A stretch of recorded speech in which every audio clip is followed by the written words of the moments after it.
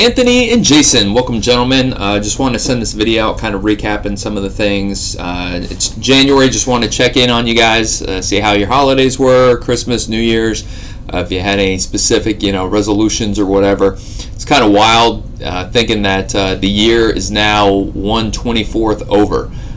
So we are halfway through the month of January, so kind of neat to think about it that way. Also wanted to ask about Anthony and surgery and if you're recovering well and all that sort of good stuff. So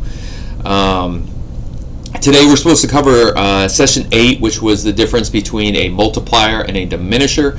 And so if you think about different bosses you've had, the diminishers are the ones that kind of have to come up with all the good ideas. They're kind of absorbed in their own intelligence and deplete others in the organization and kind of stifle other people, where the multipliers are people going through and bringing out the best in other people. And so the question of course is like, hey, how can I extract that energy and genius of other people? How can I amplify the good things that they bring to the table? How can I bring all those gifts of the team together? So just kind of thinking about it, it's easier if I think about a boss that I had who was a diminisher versus a boss that I had who was a multiplier.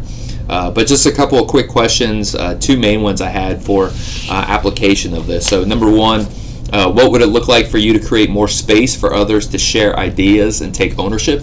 So studies find that when we allow people into that decision-making process, that there's more buy-in and they are more prone to take ownership of a project versus if we just kind of bark out orders.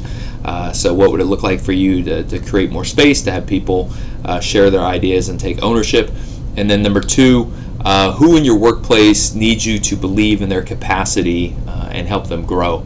And for me in my leadership, I just think of different people who have seen potential in me and believed in me and kind of spoken those words into my life and the difference that it's made. So both of you guys are high-level leaders at Mullins, and it's like, hey, who can you spot who has that potential, and how can you encourage them to take that next step in their growth? So anyhow, hope to see you guys in February on the pod call.